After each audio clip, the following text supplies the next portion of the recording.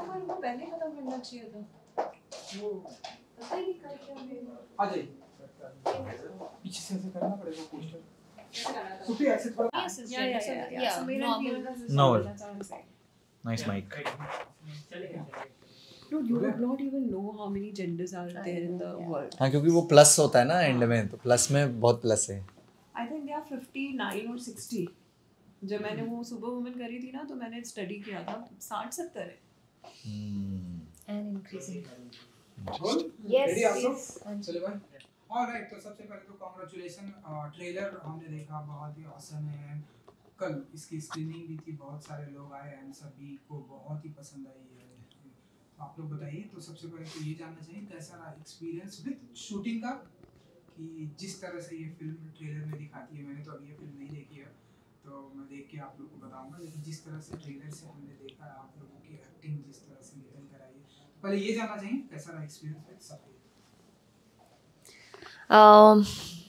Experience देखिए, आप तो जो देख रहे हैं ना, हमें शूट करते समय पता ही नहीं था कि ये क्या निकल के आएगा, कैसा निकल के आएगा.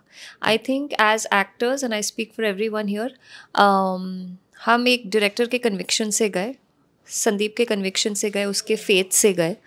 शूट करते समय honestly today I think at least I feel when I saw the trailer, हम तो फिल्म भी देख चुके हैं, ऐसा लगा कि ओ माय गॉड हमने ये बनाया है. शूट करते समय इतना पता नहीं चला क्योंकि उस समय हम अपने कैरेक्टर्स में घुसे हुए थे. एक बहुत ही मुश्किल चीज़ करने की कोशिश कर रहे थे. उस समय कोशिश कर रहे थे, कैसी होगी पता नहीं था, बट कोशिश कर रहे थे. So I think we were too self involved with हमारा कैरेक्टर कैसा है, एंड इंडिविजुअली भी एंड टुगेदर. कि like for me and Abhay, मेरे ज़्यादातर सीन्स अभय के साथ ही हैं कि मैं और अभय अपनी केमिस्ट्री कैसे लेकर आएँ, वो रिलेशनशिप कैसे दिखाएं लोगों को जो एक्चुअली है. एंड आई एम श्योर अभय और मीरा ने वही किया होगा. बट हमारा एक्सपीरियंस यही था दैट कुछ अच्छा कर रहे हैं, कुछ इम्पॉर्टेंट कर रहे हैं, और कुछ ऐसा कर रहे हैं जिसका one person which is Sandeep, उसका बहुत फेथ है इस पे. And I think we all just went by that. You know, I've always said that it's a beautifully painful film. The shooting was very painful. I think अभी रोज़ रो रहा था और मैं रोज़ लड़ रही थी. मुझे नहीं पता बरखा लड़ रही थी यानी, but I was fighting every day.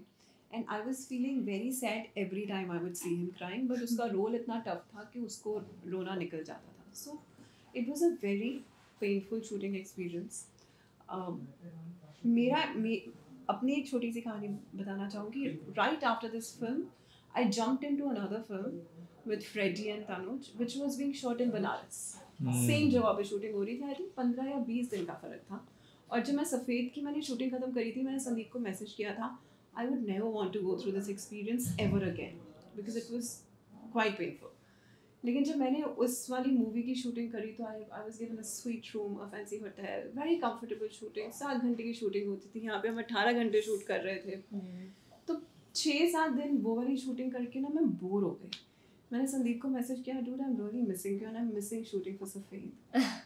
Because वो जो पेनफुल एक्सपीरियंस था ना, उसमें इतना मज़ा आया था कि after I got done I realize that how beautiful that experience was.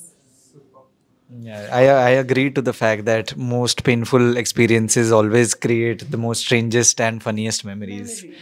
Yeah, and having said that, I would also like to say about the privilege of all three of us representing these communities, which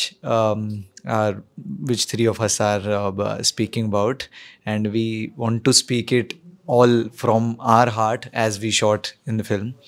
बहुत ही दिल से की हुई कोशिश है, और I think कोशिश को हमेशा पहले रखना चाहिए किसी भी चीज़ से, क्योंकि एक कोशिश सिर्फ कोशिश नहीं, एक शुरुआत होती है किसी चीज़ की.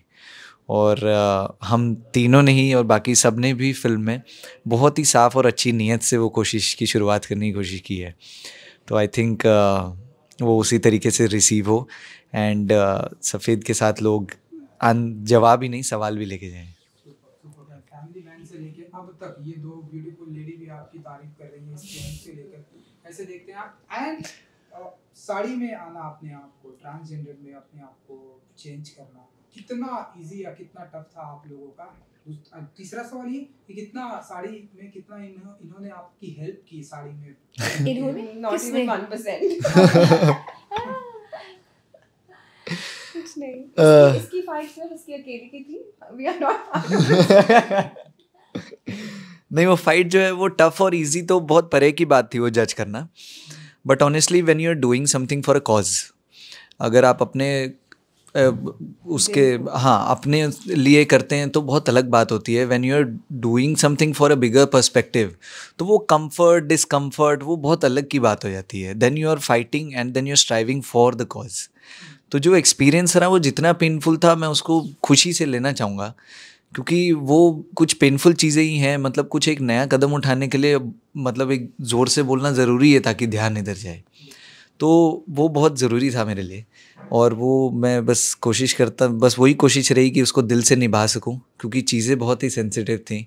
और बस एक चीज़ माइंड में थी कि अच्छी नीयत से अगर कुछ भी करेंगे ना तो वो ज़रूर पहुंचेगा दुनिया तक. ट्रेलर में आप लोगों ने एक सीन देखा होगा कि अभय सीढ़ियों से नीचे उतर के आ रहा है. वो you know he's just in a very awkward Running from the world. He's just running down. उस सीन में अभय के दोनों पैर नीचे से जल गए थे. एंड जब संदीप को पता चला पैर जल गए तो संदीप ने पर्पसली वो शॉट रखी. And I kept telling Sandeep, I said, listen, you're heartless. Please don't keep this shot. He will not be able to run. That is on stairs. So Sandeep was like, no, I want that pain to come on screen. और इस लड़के ने भी कुछ नहीं बोला, इसने वो कर दिया. और वो शॉट आई थिंक 10 बारी संदीप ने लिया था, 10 बारी वो सीढ़ियों में जल, you know, मतलब कोयले के ऊपर पैर चले गए थे मेरे गलती से. एक सीन करते हुए राधा और मेरा जो सीन है एक वो घास वाले एरिया में, तो वो लोबान देते हैं हमारे यहाँ. राइट. तो वो पैर गलती से कोयले पे रख दिया था, किसी भले इंसान ने दिया वो मुझे दर्द. तो पेनफुल एक्सपीरियंस था. बरखा जी, आप सभी से जानना चाहेंगे जिस तरह से ट्रांसजेंडर कम्युनिटीज की बात इसमें दिखाई गई है, एंड मैंने नोटिस किया कि हम जितना लाइक मॉडर्न की दुनिया में जाते जा रहे हैं, ट्रांसजेंडर को हम उतना ही साइड करते जा रहे हैं. अगर हम पहले के ज़माने की अगर बात करें, राजा महाराजाओं की बात करें, तो उन्हें बहुत रिस्पेक्ट मिलती थी. वो उनकी रसोइयाँ संभालते थे, उनके क्या कपड़े पहनेंगे क्या नहीं पहनेंगे उस पर बहुत सारा बातें करते थे. युद्ध में क्या रणनीति होगी, क्या करेंगे, क्या उससे भी डिबेट करते थे. लेकिन अब हम जैसे लाइक मॉडर्न ज़माने में आ रहे हैं, वैसे हम देखते हैं कि उनको उतनी रिस्पेक्ट नहीं मिलती. एंड ट्रेन में या फिर सिग्नल पे हम देखते हैं उनके साथ. ये वो क्या रीज़न है एज ए एक्टर आप लोग, क्योंकि उस किरदार को जीते हैं, इसलिए मेरा सवाल था. मैं आपसे भी जानना चाहूँगा, ये वो क्या रीज़न है जितना हम मॉडर्न की दुनिया की तरफ आ रहे हैं उतना हम इन्हें जो है नफरत की नज़र से देखते हैं, इन्हें एक अलग दर्जा देते हैं, अपनी सोसाइटी में एक्सेप्ट नहीं करते. तो अगर आप लोग यार आप जो बोल रहे हैं मॉडर्न, मुझे लगता है कि जो लोग ऐसे हैं जो एक्सेप्ट नहीं कर रहे हैं तो वो क्लियरली मॉडर्न तो नहीं हुए हैं. आई थिंक वो राजा महाराजा को जो टाइम आप बता रहे हैं और मॉडर्निज्म के बीच में कहीं अटक के रह गए हैं और कुछ फालतू ही बिलीव्स लेकर आई थिंक ज़िंदगी अपनी जी रहे हैं. बट आई थिंक एक अगर आप बोलें कि ऐसा क्यों हो रहा है, the only most natural thing I can think of is embarrassment. कि लोगों को ट्रांसजेंडर्स ये कम्युनिटी एक एम्बेरसमेंट लगती है. उनके खुद के फैमिलीज़ को भी लगती है. एंड जब खुद की फैमिलीज़ को ही लगती है तो बाहर वाले तो फिर आप क्या ही क्वेश्चन कर सकते हैं उनको. So that is what I got to know from जो हमने जिन भी लोगों के साथ शूट किया. आई थिंक 90% लोगों की यही कहानी थी कि हमारी फैमिलीज़ के लिए हम एक एम्बेरसमेंट हो गए थे तो हमें निकाल दिया गया हमारे परिवार से. So I think it starts from home. ये जो कहते हैं ना कोई बदलाव अगर लाना हो तो वो घर से ही शुरू होता है. तो अगर आपके घर में ही ये नहीं हो रहा है तो देन आई थिंक हम क्या मॉडर्निज्म या उसको अर्बनिज्म को क्या क्वेश्चन कर सकते हैं. But it's the embarrassment and non acceptance कि एक्सेप्ट ही नहीं कर पा रहे हैं कि अलग इंसान है पर है तो इंसान. सो या Meera ji, would you like to add something?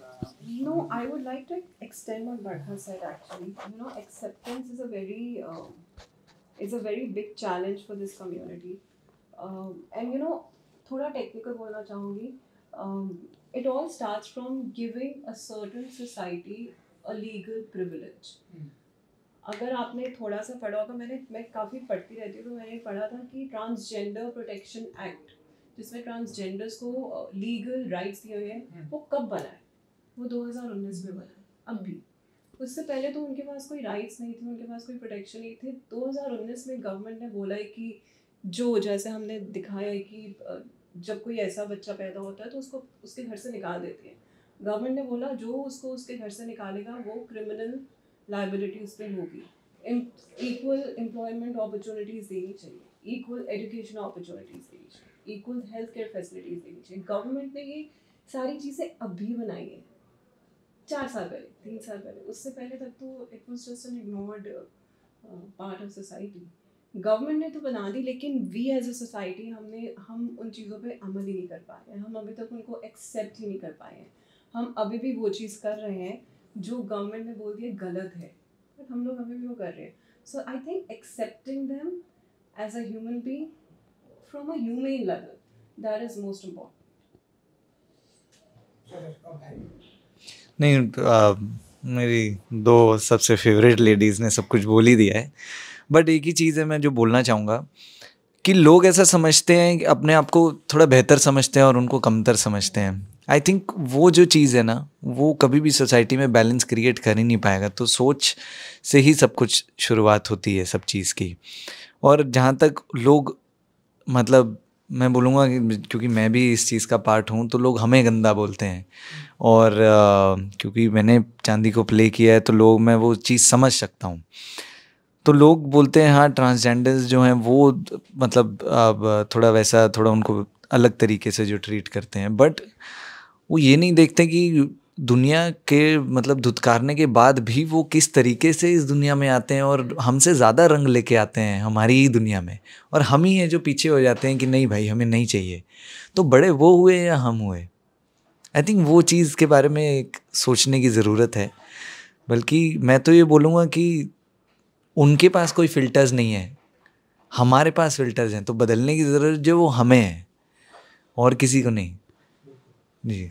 And क्योंकि कल स्क्रीनिंग थी इस फिल्म की, बहुत सारे लोग आए, मनोज बाजपेयी भी आए, बहुत ही खुश थे वो इस फिल्म को देखकर। क्या कुछ मिला आप लोगों को, फीडबैक मिला इसमें, क्या कुछ एप्रिसिएशंस मिला, अगर आप लोग बता सकें? Honestly, I was very scared before the screening. मैं आवे को बोल रही थी हो सकता है हमारे करियर खत्म हो जाए इस पिक्चर के बाद। Because you know it is such a Why? no, I'm kidding. नहीं, thank you. no, I'm kidding.